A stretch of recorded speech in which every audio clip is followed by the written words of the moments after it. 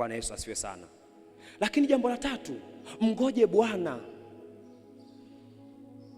Hebu jipe muda wa kungoja. Mimi ni aina ya mtu ambaye siamini kama mafanikio yanaweza akapatikana kwa wewe kulala maskini kisha ukamka tajiri. Kuna wakati wa kusubiri. Hao watu ambao tunawatamani, tunawaona, wengine wanafeki maisha yao. Never compare, usijifananishe na watu wengine. Kila mmoja Mungu ana wakati wake wa kumpa baraka. Kila mmoja Mungu ana wakati wake wa kumbariki. Kila mmoja Mungu ana wakati wake wa kufanya nini? Wa kumuinua. Avoid comparison. Never compete, usishindane. We are not called to compete, we are called to complete. Yaani wewe unakazana tu, huyu amefanya hiki, huyu ameenda mahali amekula vizuri, na unataka uende uposti na wewe picha. Unapata wapi hayo maisha? Maisha wakati mwingine hayako hivyo. And nimekuja kugundua kitu. Ukiona mtu anatumia nguvu kubwa sana kujiona ana hela, hana hela, nikusaidie. Yaani ukiona mtu anatumia nguvu kubwa sana kujionyesha kama mambo yake yametiki, huyo mtu mambo bado. Hela ina sauti. Ukiwa nayo mtu anajua unayo. So avoid comparison. Avoid competition. Avoid complaining. Unanielewa eh? Acha kulaumu. Ukiamua kumtafuta mtu wa kumlaumu, utafanya nini? Au utamkosa.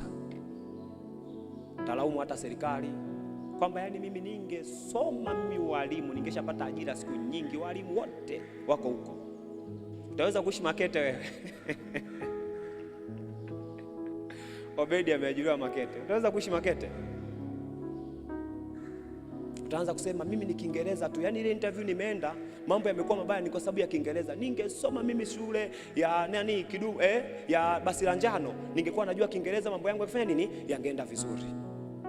Hebu mngoje Bwana, kwa sababu Mhubiri 9:11 inasema hivi: nikarudi na kuona chini ya jua ya kwamba sio wenye mbio washindao michezo, wala sio walio hodari washindao vita, wala sio wenye hekima wapatao chakula, wala sio watu wenye ufahamu wapatao mali, wala wenye ustadi wapatao upendeleo, lakini wakati na bahati huwapata wote.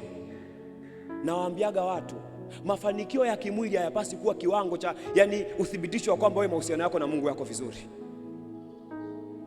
Na ndio maana injili ya kuambia watu njoo kwa Yesu utafaulu mitihani ni injili ya uongo.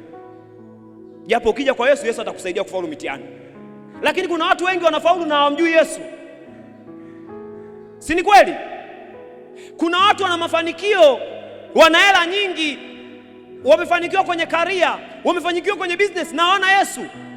Si ni kweli? Wakati mwingine ni bahati na wakati.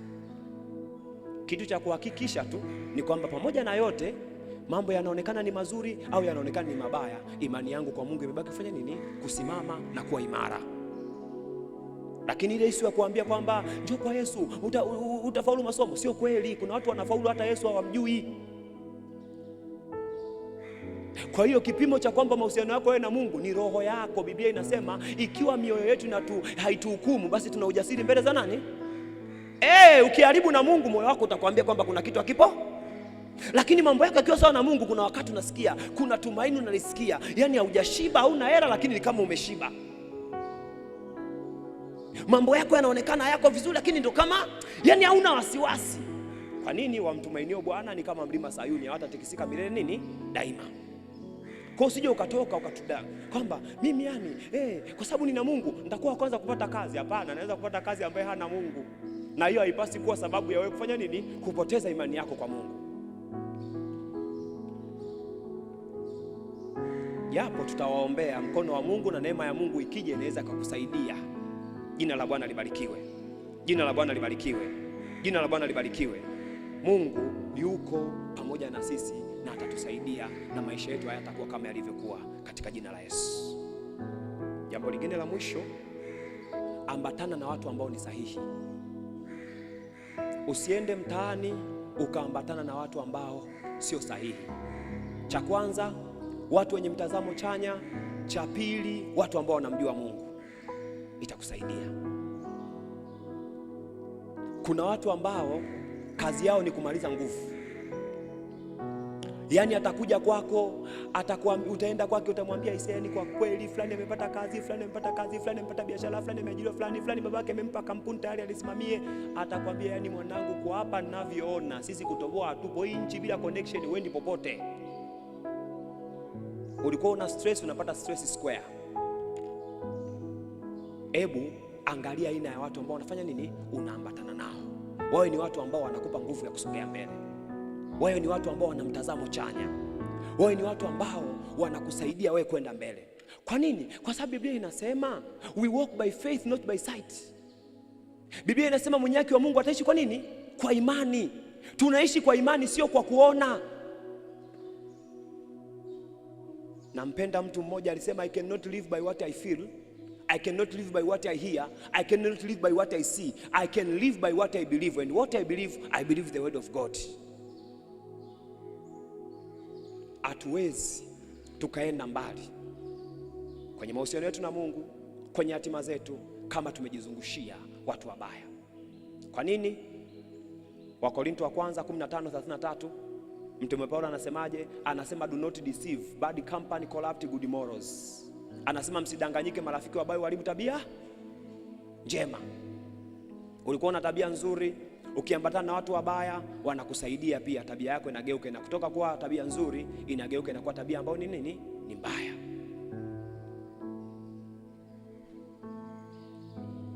Ndio maana Mungu ametuonya na ametukataza kuambatana na watu ambao ni nini? Wana tabia mbaya.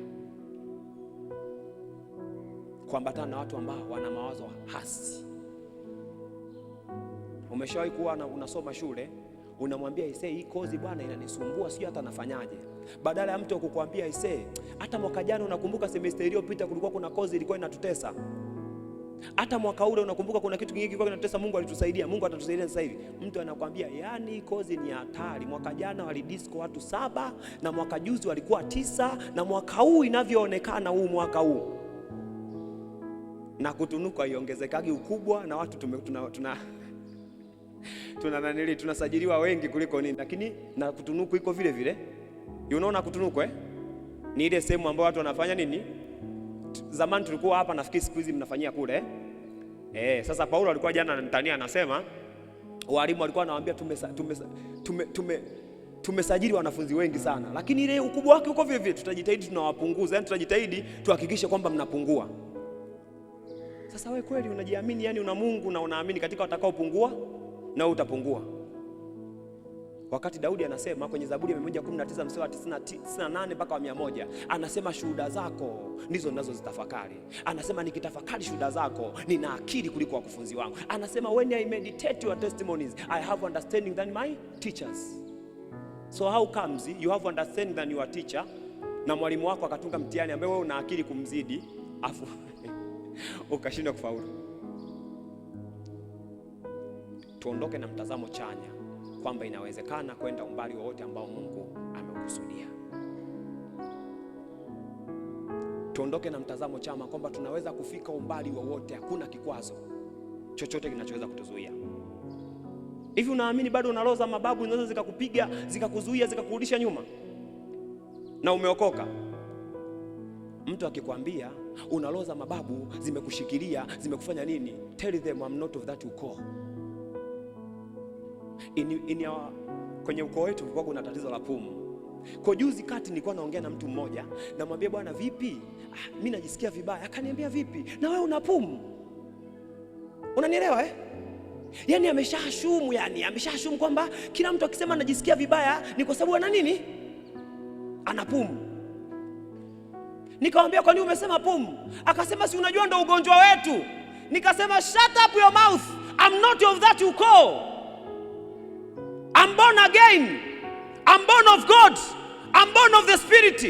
Why? Kitabu cha Ufunuo sura ya 5 mstari wa 9 na wa 10 inasema wastahili maana ulichinjwa ukamnunulia Mungu watu wa kila kabila. Kwa hiyo kama kuna tabia fulani, kama kuna mkwamo fulani watu wa kabila zetu wanazo, as long as I'm born again, I'm not of that kabila. Mimi nina kabila jipya, ni mtu wa Mungu, ni mtoto wa Mungu. Anasema akamnunulia Mungu watu wa kila kabila, akamnunulia Mungu watu wa kila jamaa. You know the meaning of jamaa? Jamaa ni muunganiko wa familia moja zenye damu moja ambazo kwa pamoja zinakuja kuitwa nini? Ukoo. Kwa unakaa unasema kwenye ukoo wetu watu hawafanikiwagi, kwenye ukoo wetu watu wakifanya nini, kwenye ukoo wetu watu waolewagi, kwenye ukoo wetu watu hawaoagi. No! You are not of that ukoo. Kama kuna mambo mazuri ya kwenye huo ukoo, tunatembea nayo, tunaishi nayo. Kama kuna mabaya hayatuhusu. Hivi mnafahamu kwamba laana zinaishia kizazi cha 4, lakini baraka zinapita vizazi mpaka vizazi? Si mnafahamu? Mungu anasema mimi ni Mungu mwenye wivu na wapatiliza wana maovu ya baba zao kizazi cha 3 na cha. Anasema lakini naelehemu maelfu kwa maelfu ya wanipendao na kuzishika amri. Sasa pale kwenye maelfu kwa maelfu, tafsiri moja ya Kiingereza inasema hivi, maelfu kwa maelfu ya vizazi. As long as kuna baraka zipo kwenye ukoo wetu, hizo ni za kwangu. Lakini kama kuna laana zipo kwenye ukoo wetu, I'm born again, I'm not of that ukoo. Anasema ukamnunulia Mungu watu wa kila kabila, anasema watu wa kila jamaa, anasema watu wa kila lugha. Unajua wazungumzaji wa Kiswahili tuna tabia zetu ambazo ni tofauti na wazungumzaji wa Kiingereza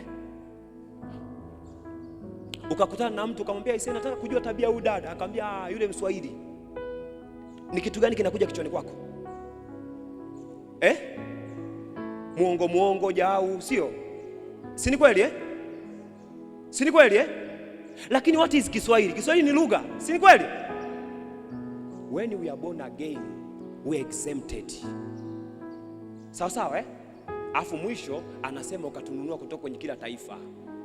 Kuna tabia wa Tanzania wanazo kwamba mtu akienda akimwona mtu ni adiweka anasema huyu atakuwa sio Mtanzania, atakuwa ni Mkenya. Akimwona mtu anajiamini sana anasema huyu atakuwa sio Mtanzania, atakuwa ni aina fulani. As long as we are born again, tumepokea asili mpya ambayo ni asili ya Mungu. Mungu atusaidie tutembee tukiwa na mtazamo chanya. Na moja ya maeneo atakayotusaidia kujenga sisi mtazamo chanya ni watu wanaotuzunguka. Ndio maana wazungu wanasemaje, show me your friend, I will tell you your behavior, I will tell you your destiny. Kwa nini? Utafiti ulifanyika unaonyesha kwamba hatima ya mtu mmoja ni wastani wa hatima za watu 5 ambao wamemzunguka. Na wanasema hivyo hivyo tabia ya mtu mmoja ni wastani wa watu 5 ambao anakuwa nao karibu mara kwa nini? Mara kwa mara. Angalia aina ya watu ambao unaongea nao, angalia aina ya watu ambao unahusiana nao. Sasa siku hizi kuhusiana sio lazima uongee na mtu moja kwa moja. Angalia hata aina ya page ambazo umefanya nini, umezifollow. Tunahusiana nao watu hata kwenye mitandao. Unafuatilia vitu vya namna gani? Hivyo vitu vinakuencourage au vinakudiscourage? Au watu wanakupa maneno ya kukutia moyo au wanakupa hofu? Kwa sababu huwezi kuwa na imani alafu kaona nini na hofu. It is either you have faith or you have fear. Na kujua kusoma vitabu ndo amsomi. Ningesema angalia hata aina ya vitabu ambavyo unasoma, najua amsomi.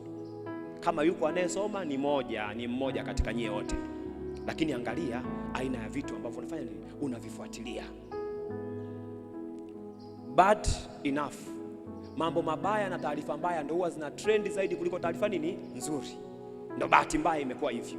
Juzi nilikuwa naangalia, tuna mtumishi wa Mungu mmoja anaitwa Kenneth Copeland. Alikuwa anafanya anniversary ya miaka 64 ya ndoa. Lakini uone hata peji za Kikristo zikiwa zimepost hilo jambo. Lakini sikiliza, mtumishi amevunja ndoa. Kila mahali unaona ni good news. Lakini watu ambao wanafanya vizuri hauwezi kuwaona. Mungu atupe hatua mpya. Mungu atusaidie tuende mbele. La mwisho kabisa ni kwamba tafuta kanisa zuri au fellowship ya kuabudu pamoja na watu wengine. Hakuna mbadala. Usiende mtaani ukajitenga. Nenda tafuta mahali, nenda hapo, sali hapo, mtumikie Mungu hapo. Hivi vipawa ambavyo tunavyo vinahitaji kunolewa. Paulo anamwambia mtoto wake nani? Timotheo, usiache kuichochea kalama ulioipata kwa kuwekewa mikono. Unavyoendelea kufanya jambo ndivyo ambavyo unafanya nini? Unazidi kujichochea. Sasa wasomi wakienda mtaani wanajitenga na kanisa. Wengine wanaenda mtaani wanaamini kwamba ukionekana wewe ni wa kanisani labda utaonekana namna fulani hivi, so unaamini kwamba yani mimi nasali lakini sio kivile. Hicho ndio kinachowafanya mna compromise. Yani make sure watu wanajua kwamba wewe ni mtu wa Mungu yani. Unajua yani wewe ni mtu wa Mungu yani. Kwa nini? Kwa sababu sionei haya injili, maana ni uwezo wa Mungu uletao wokovu. Yaani wewe kwa nini unaona unajisikia vibaya watu wakijua kama umeokoka? Wokovu ni kitu cha thamani, tunapaswa kukilinda, tunapaswa kukiheshimu, tunapaswa kuona kama ni kitu ambacho kina maana cha kukutusaidia. Jina la Bwana libarikiwe. At the end of the day utapata nini ukipata kila kitu kwenye ulimwengu alafu ukakosa uzima wa milele? Hivi tukubaliane kwamba kumcha Bwana ndio mwanzo wa nini?